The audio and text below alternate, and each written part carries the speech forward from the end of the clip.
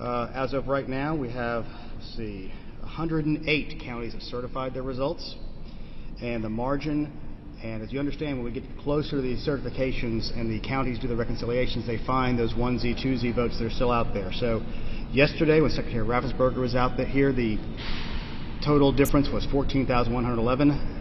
As of right now, about 17 minutes ago, the difference is 14,072.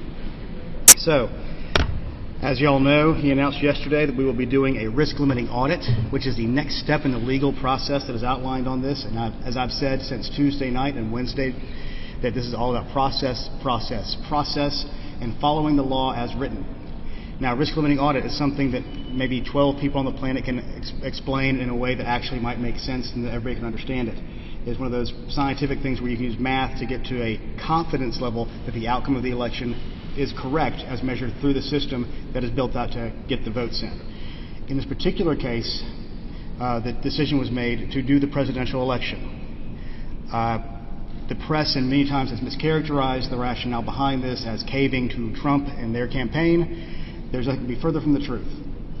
Because even before the Trump campaign was talking about the possibility of a recount or do some recanvassing, we knew that there was a specific purpose for an audit in the law. And that specific purpose was to instill confidence in the outcome of that election. If we had chosen to do what would have been an easier risk-limiting audit, in this case there was only one in the state that could have been easier, and that was the general primary for the United States Senate. It would have probably undermined confidence in the outcome of the presidential election. And let me be perfectly clear on this. If it was 14,000 votes the other way, we would be doing the exact same thing. This is very important to understand because right now there's a swath of voters in this state and around the country that'll say, those machines cheated. Those machines miscounted. Somebody hacked them. Something happened because there's no way that that guy won. There's no way that guy lost. So understand, when you are really emotionally tied to the outcome, anything you see that feeds your belief is believed by you. That is the rationale. That is the reason we've chosen to do this audit in this time, in this way. This will be the largest hand retallying by an audit in the history of the United States. We understand that. It is a heavy lift. It'll be, as I said, when we were talking about the traditional recount, understand these are two separate and apart things. There is an audit and there is a recount. Two separate statutes, two separate sets of rules. So we've chosen to do this audit to instill confidence because, as Emil Moffitt asked the question yesterday, you have been telling us now for over a year that we can trust the counts of these electronic voting machines. And guess what? We stand by that statement because it is the truth. We anticipate this audit will bear that out. And yes, is there a risk involved with doing this? Of course there is. As I've said very plainly and very clearly, human beings are the most flawed part of this process. I guarantee you the numbers will be slightly different. But as a perspective, let me give you some historical data from something that's not exactly the same because it was a recount. In the state of Michigan in 2016, they were doing a manual recount on all hand-marked paper ballots. And the court stopped them partway through. They got through a little over 2 million. And through that, President Trump picked up about 750, Hillary Clinton picked up about 850, so the marginal difference was about 100 out of 2 to 2.5 million votes cast, and those were all hand-marked paper ballots. In this particular situation, we are in a better situation because you usually see changes mainly on hand-marked paper ballots because that's where human beings tend to make mistakes.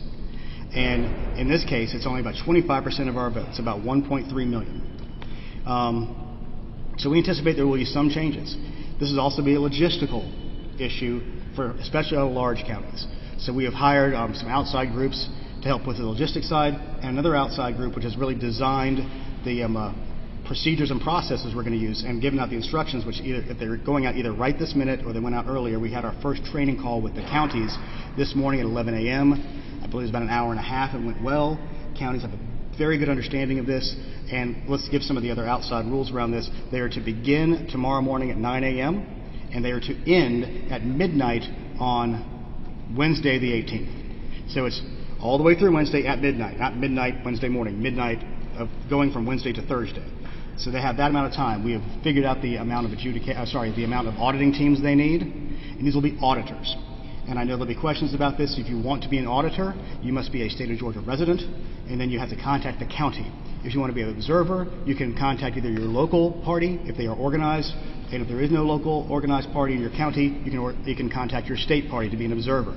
This will be open to the public. There will be observers from both parties.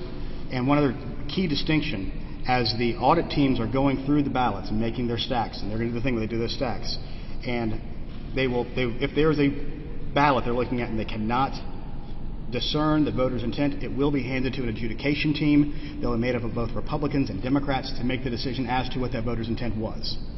So that there will be a re-adjudication of those ballots. Now, we do not anticipate a high number of those because there were not a lot statewide, and the vast majority of the ones on the hand-marked paper ballots that needed to be adjudicated, mainly for overvotes, was in the United States Senate contest. In the United States President's contest, there were very few where there seemed to be any issues. Either people knew who they were voting for or they didn't. Now, a few other things to talk about numbers, and this goes back towards the misinformation, disinformation situation we see both in Georgia and across the country.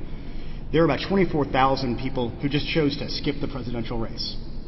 That is not surprising. In fact, it's a very low percent, lower than we anticipated. People are talking about a differential between Biden-only votes or Trump votes, and then the difference between the Senate. If you go county by county, you see different differentials. As in Fulton County, as one example, there were, I believe, 9,000 more voters for Senator Perdue than there were for the president. So all these things will even out over the states. If you look individually, there's nothing that's very odd or ambiguous about that.